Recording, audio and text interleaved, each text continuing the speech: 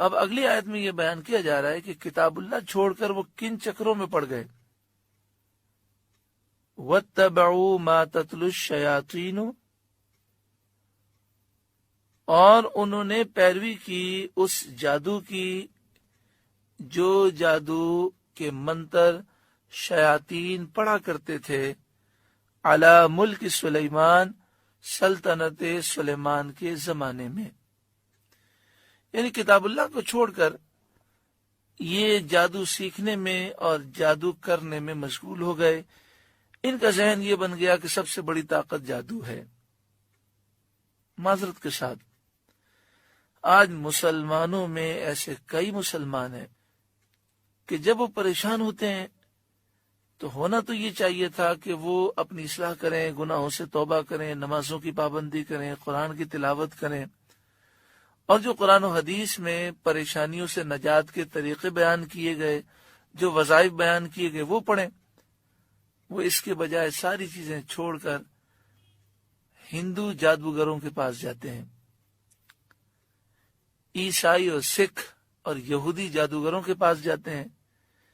بلکہ بعض ایسے بھی نام نہاد ہیں جو اپنے آپ کو مسلمان کہتے ہیں، روحانی عامل کہتے ہیں، لیکن روحانیت سے، اسلام سے ان کا تعلق نہیں.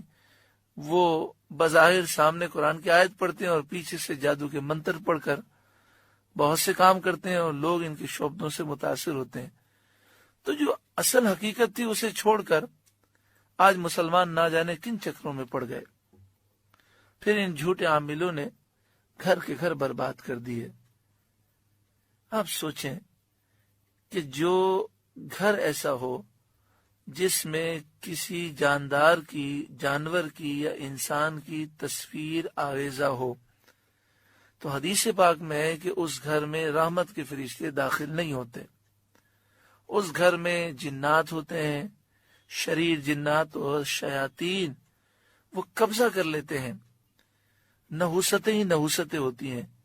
تو ذرا سوچیں کہ ایک جانور کی اگر تصویر آویزہ ہو یا کسی انسان کی تصویر آویزہ ہو گھر میں، تو رحمت کے فرشتے اس گھر میں داخل نہیں ہوتے. جس گھر کے رہنے والے فجر کی نماز ہی نہ پڑھتے ہوں، موبائل فون، انٹرنیٹ، فیس بک، واٹس ایپ اور دیگر اور ذرائع اور ٹی وی کے ذریعے سے بد نگاہی کرتے ہوں، جس گھر میں گانے باجوں کے شور ہوں، گندے مناظر دیکھے جائیں، ہندوانہ پوجا پاٹ کے طریقے دیکھے جائیں، مندر کے مناظر ہوں، کفریہ اور شرکیہ بھجن کی آوازیں ہوں، تو نحوستیں ہی نحوستیں گھر میں ہوں گی. پھر کہتے ہیں نہ جانے کس نے کیا کر دیا. تو جادو جو ہوتا ہے اس میں شریر جنات کے اثرات ہوتے ہیں، اور یہ شریر جنات اسی وقت قابو پاتے ہیں جب انسان دین سے دور ہو جاتا ہے، اور جہاں گندگی ہوتی ہے وہاں بڑی آسانی کے ساتھ ان کے حملے ہوتے ہیں. تو یہاں پر یہودیوں کی مذمت کی گئی کہ کتاب اللہ کو چھوڑ کر یہ جادو کے چکر میں پڑ گئے. یہاں پر ذکر کیا گیا علی ملک سلیمان، سلطنت سلیمان کے زمانے میں شیاطین جو منتر پڑھتے تھے یہ اس کی پیروی کرنے لگے. اس کا شان نزول یہ ہے کہ حضرت سلیمان علیہ السلام کے زمانے میں بنی اسرائیل جادو سیکھنے میں مشغول ہوئے. تو حضرت سلیمان علیہ السلام نے ان کو اس سے روکا اور ان کی کتابیں لے کر اپنی کرسی کے نیچے دفن کر دیں. حضرت سلیمان علیہ السلام کی وفات کے بعد شیاطین نے وہ کتابیں نکال کر لوگوں سے کہا کہ سلیمان علیہ السلام اسی کے زور سے حکومت کرتے تھے. بنی اسرائیل کے نیک لوگوں نے اور علماء نے انہیں سمجھایا کہ یہ بات جھوٹ ہے، سلیمان علیہ السلام اللہ کے نبی ہیں اور وہ جادو کے زور پر حکومت نہیں کرتے تھے. لیکن جو جاہل لوگ تھے وہ کہتے تھے کہ جادو حضرت سلیمان علیہ السلام کا علم ہے. دیکھو اس جادو میں کتنی طاقت ہے کہ آپ نے پوری دنیا کے پہاڑوں کو، سمندروں کو، ہواؤں کو، پرندوں کو، یہاں تک کہ سارے جنات کو قابو میں کر لیا. تو جب جو حال یہ کہنے لگے تو لوگ جادو پر ٹوٹ پڑے، انبیاء کرام کی کتابیں انہوں نے چھوڑ دی اور حضرت سلیمان علیہ السلام پر ملامت شروع کی۔ وہ کہتے تھے کہ سلیمان علیہ السلام نبی نہیں، جادوگر ہیں، یہاں تک کہ آپ کو شاید حیرت ہو کہ اب بھی یہودی اور عیسائی حضرت سلیمان علیہ السلام کو نعوذ باللہ من ذالک جادوگر سمجھتے ہیں۔ جو موجودہ بائبل ہے اس میں حضرت سلیمان علیہ السلام اور کئی انبیاء کی گستاخیاں موجود ہیں، کیونکہ انہوں نے توریت میں انجیل میں رد و بدل کر دیا ہے۔ تو حضرت سلیمان علیہ السلام، حضرت داؤد علیہ السلام، حضرت عیسیٰ علیہ السلام، اسی طرح حضرت یحییٰ، حضرت زکریا، حضرت لوط علیہ السلام، کئی نبیوں کی گستاخیاں بھری ہوئی ہیں۔ تو اس میں ایک گستاخی یہ بھی ہے کہ وہ حضرت سلیمان علیہ السلام کی طرف جادو کی نسبت کرتے ہیں۔ نبی کریم صلی اللہ علیہ وآلہ وسلم کے اعلان نبوت تک اور مدینہ شریف آپ کی تشریف آوری تک مدینہ کے یہودی اور عیسائی یہی سمجھتے تھے کہ سلیمان علیہ السلام جادوگر تھے، نعوذ باللہ من ذالک۔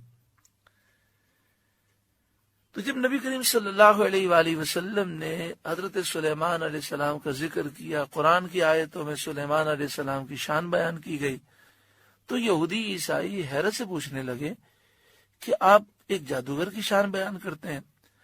تو اللہ تبارک و تعالی نے ان کے رد میں ان آیتوں کا نزول فرمایا اور نبی کریم صلی اللہ علیہ وآلہ وسلم نے ان کے سامنے وضاحت فرمائی کہ سلیمان علیہ السلام نے جادو کے زور پر حکومت نہیں کی، آپ نے یہ جادو لوگوں کو نہیں سکھایا، بلکہ شیاطین تھے جنہوں نے یہ جادو لوگوں کو سکھایا۔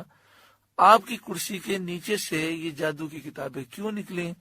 آپ کے دور حکومت میں لوگ جادو کے پیچھے پڑ گئے تھے، تو آپ نے لوگوں سے ساری کتابیں جمع کر کے اپنی کرسی کے نیچے اس لیے دفن کر دیں کہ کرسی کے نیچے سے کوئی جن کی جرت نہیں تھی کہ وہ وہاں سے کتابیں نکال سکے۔ تو آپ نے خیال کیا کہ یہ کتابیں یہاں سے کوئی لے نہیں سکے گا۔ پھر آپ کے وصال کے بعد جنات نے یہاں سے کتابیں نکالی اور لوگوں سے کہنے لگے کہ دیکھو کرسی کے نیچے یہ کتابیں تھیں، اس میں ایسے پاورفل منتر ہیں کہ حضرت سلیمان علیہ السلام اس کے زور سے پوری دنیا کی حکومت کرتے تھے، نعوذ باللہ من ذالک۔ آگے فرمایا وما کفر سلیمان، اور سلیمان نے کفر نہ کیا کیونکہ وہ نبی ہیں، اور انبیاء ہر کفر سے اور ہر گناہ سے قطعاً معصوم ہوتے ہیں۔ ان کی طرف جادو کی نسبت غلط ہے، باطل ہے، کیونکہ اکثر جادو میں کفریہ اور شرکیہ کلمات ہوتے ہیں۔